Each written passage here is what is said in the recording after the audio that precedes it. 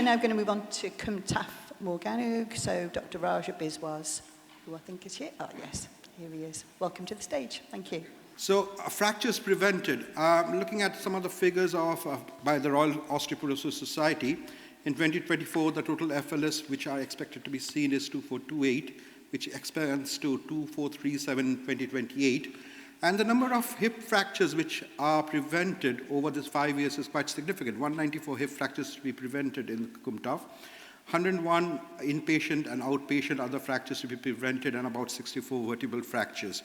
That's quite a significant number we are looking at of fractures we can prevent, which obviously translates into a lot of money, which is good news for a lot of people in this room. Acute care is about £730,000, and altogether it's over $1 million, but the figure which is quite attractive is perhaps the one with social care. Social care is quite stretched, £360,000 of saving in social care. Can we have it back in secondary care perhaps? A question to be asked. Acute bed days saved, 5,200 days, and rehabilitation 2,500 days.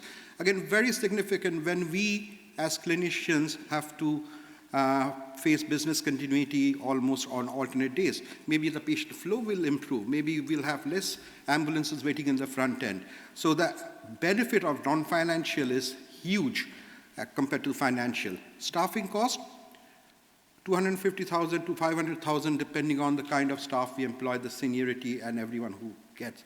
I think it's a no-brainer here. There is a huge cost benefit of the services we have, and I'm hoping that we can continue developing this. Looking at the SWOT analysis, I'm not going to go through every point because a lot of these points have already been mentioned by other health boards, and I think a lot of them, there is a similarity. Obviously, the biggest strength we have is the initial financial availability, thanks to Welsh Government and in that we can start the pilot, we can start developing the thing. We have a lot of dedicated staff to take this work forward, as well as a good evidence base. Biggest weakness we have at the moment is that we don't have an integrated frailty pathway, which is, I think, essential to develop the fracture liaison service, and we need to have that integration together. The good news is we are in the process of developing that. In the next 6 months, we are hoping that the integrated frailty pathway will be developed. There are geographical and service challenges because a lot of services have developed organically. We have weakness in data infrastructure, which we are addressing at the moment. The shared care in primary care is often a challenge because although the shared care, in primary care there is funding, not all primary care agree to prescribe the same medication. Huge opportunity of MDT working because a fracture liaison service includes orthopedic surgeons, geriatricians, pharmacists, everyone. So there is a huge opportunity for MDT working. And as I mentioned, the integration of clinical frailty pathway and using the community partnership, especially in prevention and education. The biggest threat is funding constraint. Are we going to have the funding after 2025? And if not, how are we going to get that funding in this climate of where finances are reduced? But that's something I'm sure that we can address if we show the result. Staff recruitment, again, unless we have some commitment of funding, it will be difficult, but we are hoping to. And again, like Will has said, there will be advertisements going out, so if anyone is interested, please get in touch. So the strategic priorities in the future, again, like Will has mentioned, we have the same concern. Will the priorities change going forward? So operational challenge, like has been mentioned, the funding allocation with continuation of funding in the next 5 years. And as Mike has mentioned, there are some retirements coming up in rheumatology, and the waiting list is going up, which will stretch the services.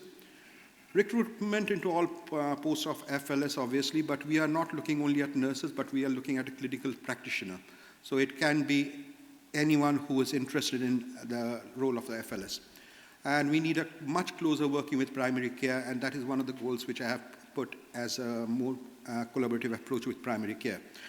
Compliance with treatment, obviously all the time that's a problem with bone health. But the biggest is working together, because we need to discard the silo approach of working which we have till now and work much more closely together in order to develop the service. So operational plan, what does it could look like? We are looking at a pan-CTM FLS service. which extends from Merthyr to down to Bridgen. We are looking at a well-staffed orthogeriatric team in all the 3 sites. FLS linked up with the frailty and falls prevention, which is very crucial.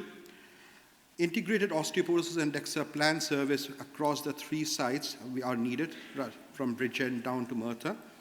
And improving identification, as already been mentioned, about 80% of identification with 80% checkup in 16 weeks. The last slide which I want to leave it is that this is a journey which we are just starting and embarking on for our health board. But I'm sure that taking this first step will reach there, but we'll just need a bit of time to do that. Thank you very much. The good thing, Dr. Biswas, is you've got the rest of Wales behind you on this journey, and they'll be with you from the start, willing you on. So thank you. Okay, we're moving on to Swansea Bay. Dr. Gar, thank you. I'm Gar. I'm an orthogeriatrician based in Swansea. I'm new to Wales, so I've been here about 2 years. So thanks to everyone who's been so open to having me into Wales. I'm going to run through Swansea, and I'll try and skip through the slides which have been duplicated on previous things. Inder, I hope you don't mind. I changed the colour of the background because I thought everyone was going to have the red one, so I have changed the colour. So our gap analysis. COVID being COVID. Officially, we have 1 band 7 and 20 hours of admin support. And what happens is our pre-existing fracture liaison service became a NOF service during COVID. And then what happens is our NOF admissions went up and then we became just a NOF service. So at the moment, we were just a NOF service and we have continued to become just a NOF service. And what we needed to do is go, well, how can we go back from being a NOF service to being a NOF service and an FLS again? On the right, you can see our hip fracture numbers have gone up. And it took quite a lot of our resources just to keep our NOFs ticking over, and what we had to do then is how can we use gains that we would get in other places to then try and reintegrate ourselves back into the FLS.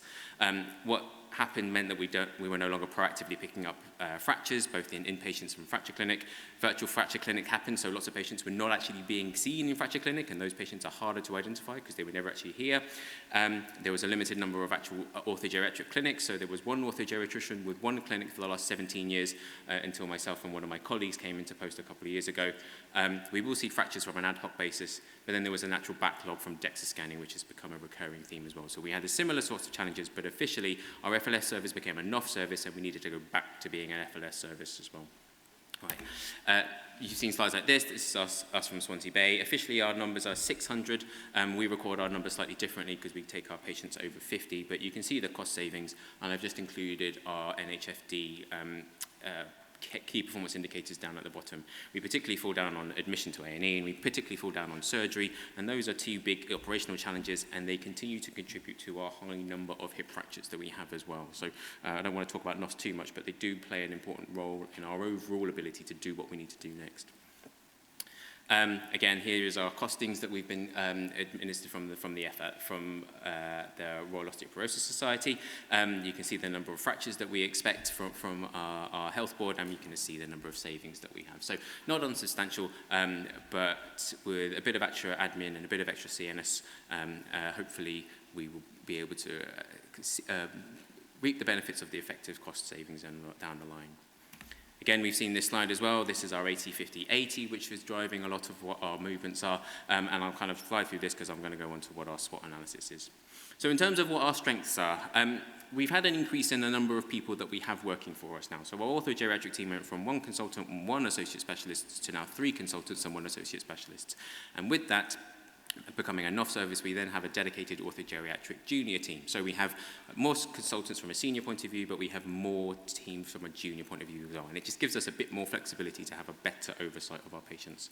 And then we therefore had improvement in our NOF performances as well. We have greater MDT working as a result of that. Previously, hip fractures were looked after by our orthopedic colleagues, and their ability to interact from the NDT point of view was not as strong as it would be now that geriatricians are providing that oversight.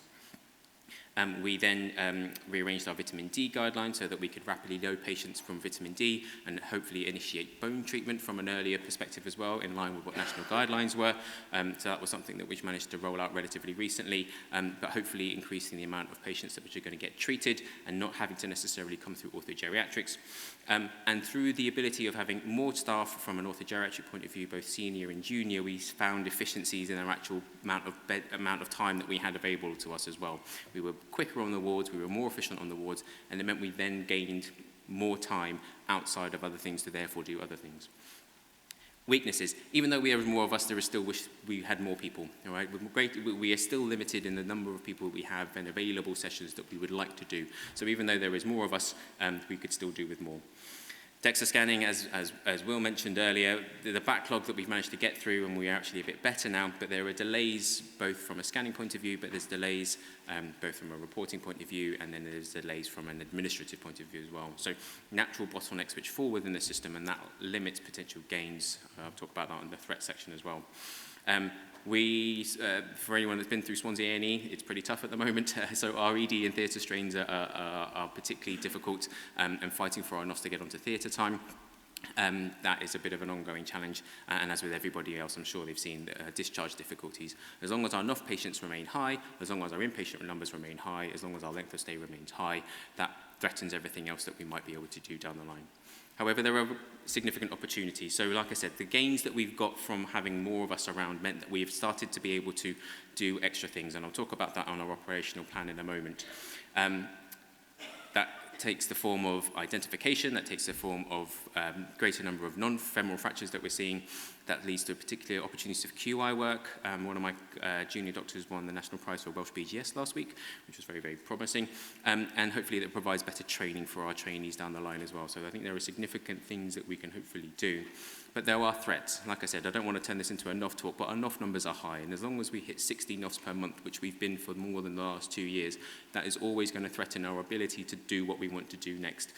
So we have to get that number down. And our health board is very aware that our ED and our theatre weights are a significant contributing factor to all of that as well. Funding, which has come up earlier, is an issue. We've been afforded some funding for additional posts up until the end of March of 2025. Hopefully an admin role will be appointed in the next short period of time, and a band 7 will come in very shortly after that. But that funding is not sustained, and it's only in place until March of 2025. I met with our COO yesterday, hopefully trying to get this into the medium-term funding plan. But it has to be thought through as a long-term attractive post so that we can consolidate the gains that we make. Admin shortages are absolutely key, and there's been talks already about admin. We need to make sure we're both identifying these people, but also recording that accurately as well. So that admin is absolutely key. And again, discharge challenges. I skipped through the challenges because actually it kind of leads straight onto our operational plan. So the things that we want to try and do from a Morriston and a Swansea point of view, consolidate the gains that we've actually made. So we saw some gains initially when we changed the way that we worked, and we were able to kind of go, oh, actually, we've got a bit more time than we used to have. But it's important to make sure that we consolidate that. It's about training our juniors, and it's about keeping our performances and our practices high and sustaining that so that we can then build on what we've already done. So that's both through our junior team, through training through registrars. I'd like to try and get another registrar. But then also from that as well, we had to initiate more outpatient capacity so that we could then absorb the number of patients that we were seeing as well. And that's both for consultants, for our registrar, but also for our nurse practitioners as well. The next stage of things is seeing our inpatient non-femoral fractures. So as of this month, we've used the gains that we've made from having improved efficiencies to start seeing inpatient non-femoral fractures from a fracture liaison point of view, and then we make sure we're recording that appropriately, so that that's recording on the FLS DB as well. Another thing that we try to do is make sure that we have opened up as much as possible. So I've made a referral system. If people are coming through A&E or geriatrics or wherever, and they go, oh, you've got a fracture, I need to make sure you get plugged into the right system, I've made a referral system that they can just go, here's a fracture, please can you follow them up? And it's a single point of just, you've got a fracture. Hopefully that will all get fed in. I'm trying to do that, drip feeding it at the moment, because I think if I open the floodgates, I will be inundated with it. But that is part of what I've been trying to do as well. Identifications of patients in fracture clinics, so hopefully with the appointment of our Band 7 role, we'll be able to proactively pick up these people in fracture clinic, complete their assessments, initiate treatments and follow them up appropriately. And the final thing, and this is the thing I don't think I can do without more staff, would be fragility, vertebral fractures. So whether that's from IT, whether that's from radiology. Need to give the rest of the time to Non Pugh from Aneurin Bevan University Health Board. Thanks, Non. Okay, thank you, Linda, for asking me to present on his behalf, and thank you, Linda, for providing a lot of the information I'm going to discuss today. So our gap analysis, back in 2020, we had a very limited FLS service run by a part-time rheumatology nurse without any funding. So you can see our patient identification was very low, as well as a follow-up. Then in sort of 2020-21, we had increased communication and partnership with care of elderly and radiology teams, and Indo was able to secure funding for a pilot study for FLS service for patients above 75 years. And then last year, there was additional funding for nurses for the patients aged 75 and now patients over the age of 65. And we've established these pathways. And you can see from the 2022 data, there's been a marked improvement to 42% identification. And I looked at last year's figures, and now we're above 50%, which is very encouraging. And hopefully there'll be further improvements. And this is the hip fracture data. So you can see we have 801 hip fractures on our health board, and you can see the cost. This is the sort of staffing and cost that we would require for a full FLS service, and we would be expected to identify over 4,000 patients. As I said earlier, we're now sort of about 50%, just over 2,000 patients have been identified last year. This is our SWOT analysis. So you can see the strengths, I think, of the increased partnerships between rheumatology, care of elderly, and now radiology. And there's integration of radiology with weekly reports for the FLS clinic, the funding from the medical division, and the extension to patients over the age of 65, recruitment and development, and also increased links with community and frailty teams as well. So the weaknesses are similar to others, where it's lack of sort of admin and CNS support. DEXA capacity is obviously a theme running through the talks today. Obviously less engagement with GP and community pharmacy. The opportunities, we can improve on KPI2 with link with spinal and fracture clinics, hopefully improve the DEXA weight by increased engagement with radiology. And we're already getting sort of multidisciplinary team meetings with radiology to try and improve this KPI. And also through Welsh Valley with PREM and PROM. The threats are that the bone health clinic is running to maximum capacity, the muscle strength is suboptimum, and adherence of follow-up are not achieved currently. So what are our challenges? So similar to other health boards, we have lack of long-term funding for the full FLS, insufficient provision of clerical and admin staff to support the service, and we're unable to apply the Welsh value in real practice. In rheumatology, we've had lots of staff shortages leading to less work for FLS, and we do need more CNS and admin support to cover patients from the age of 50 to 64. So our operation challenges, sorry, just check with. So the plan is to achieve KPI2, 80% identification by the end of March 25, and to continue to sustain KP3 for vertebral fractures identification, but offer more evidence-based treatment. Also, hopefully for the KPI5, the DEXA weight, we're aiming for a 50% standard, but that will require additional funding for radiology and radiographers. Also to improve KPI8 with linking with therapists and trying to achieve a 50% standard by March 25, and also continue to improve the other KPIs, 9 to 11, with a target of 80% as well by March 25.